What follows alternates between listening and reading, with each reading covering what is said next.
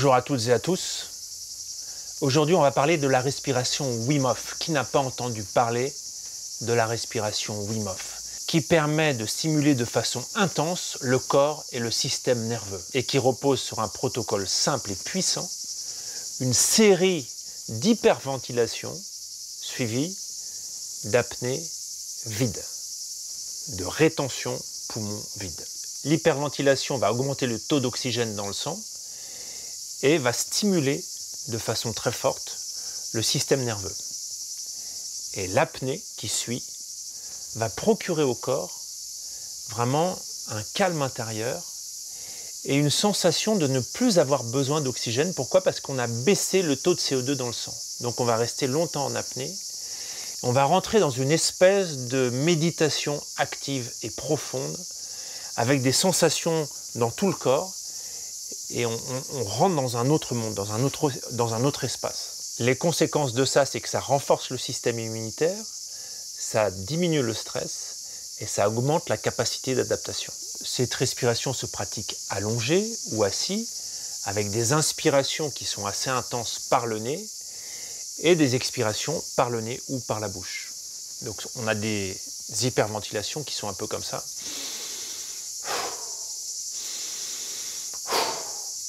Alors ça crée un petit peu, quelquefois ça fait tourner la tête, surtout au début.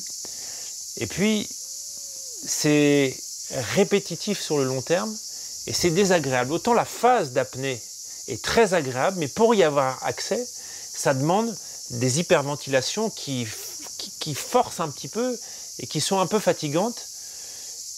Et au bout d'un moment, on s'en lasse. En tout cas, moi pour ma part, je m'en suis lassé, malgré les effets qui sont exceptionnels. Et puis en plus, il faut chronométrer le nombre des hyperventilations, alors qu'on est concentré, qu'on rentre dans un autre état de conscience. Il faut chronométrer l'apnée pour voir un petit peu les progrès, et pour savoir combien on tient. Enfin, c'est un peu compliqué parce que du coup, on est focalisé sur autre chose que sur ses sensations. Et lorsqu'on est dans ses sensations, on oublie de compter, puis on part dans un univers où finalement, on est dans un état ou dans un autre, on passe d'un extrême à l'autre. Du coup, pour que ça soit facile à pratiquer, pour éviter tous ces désagréments, tout en gardant la puissance de cette respiration, Fred Tillon et moi, on vous a concocté 3 guides musicaux respiratoires qui s'appellent le souffle des 4 portes, en version 1 pour les débutants, avec une apnée qui va jusqu'à 1 minute 30, en niveau intermédiaire avec une apnée qui monte jusqu'à 2 minutes 15, et pour les avancés, une apnée qui va jusqu'à 3 minutes 15, et franchement, ça passe comme une lettre à la poste.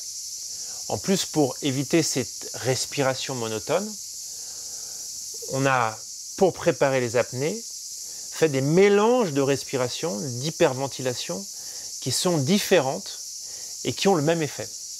Et c'est là où réside tout l'intérêt de ce qu'on vous propose.